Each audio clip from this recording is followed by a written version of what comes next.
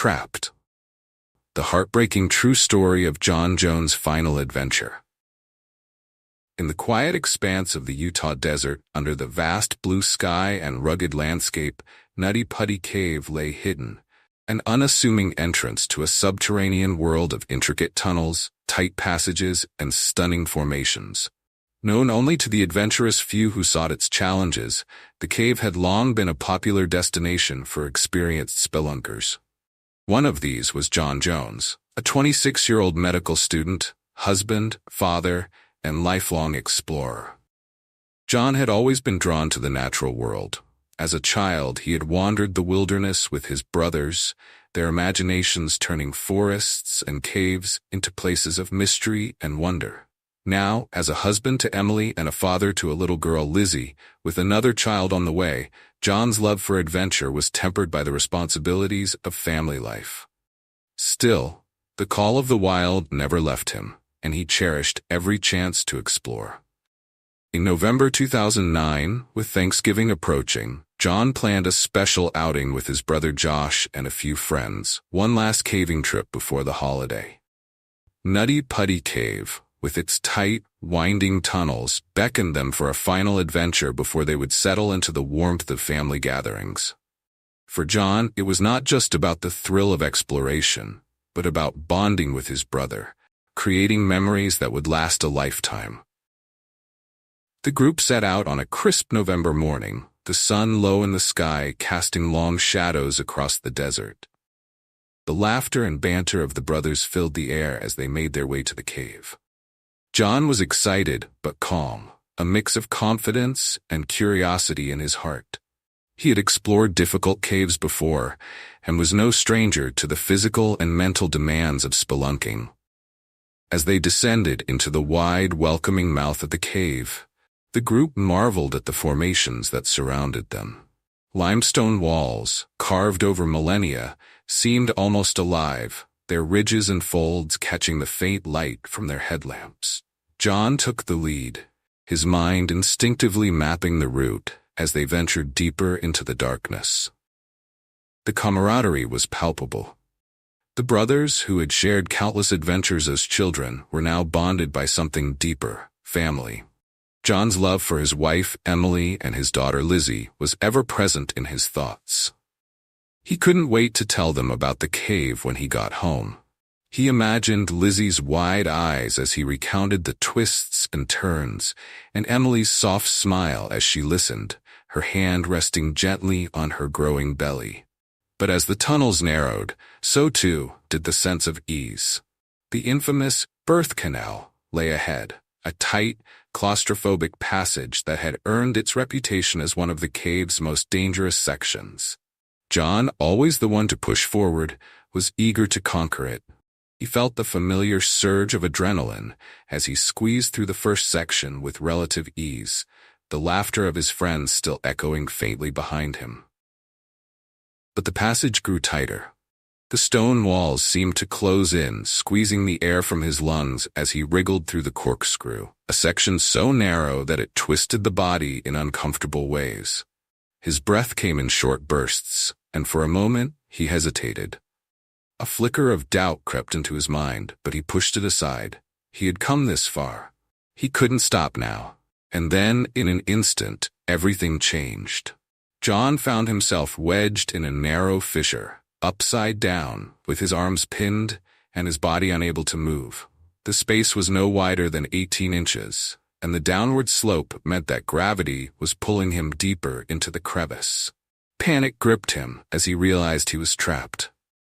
"Josh," he called, his voice echoing in the cold, dark tunnel.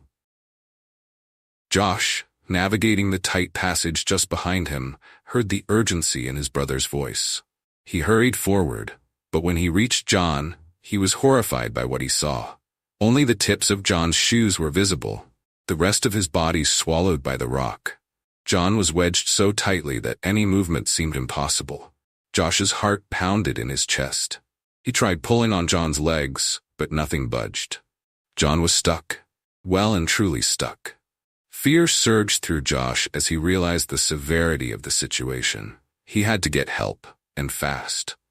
Scrambling through the narrow tunnels, Josh emerged from the cave, breathless and terrified. He shouted for help, his voice filled with desperation. Time seemed to slow as the gravity of the situation set in.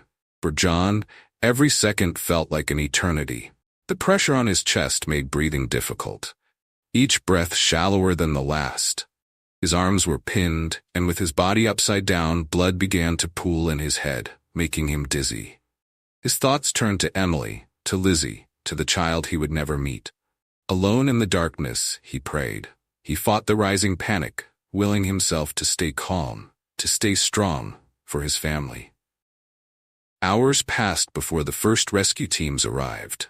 By the time Susie, one of the rescuers, made her way to John, his hope had flickered like a candle in the wind.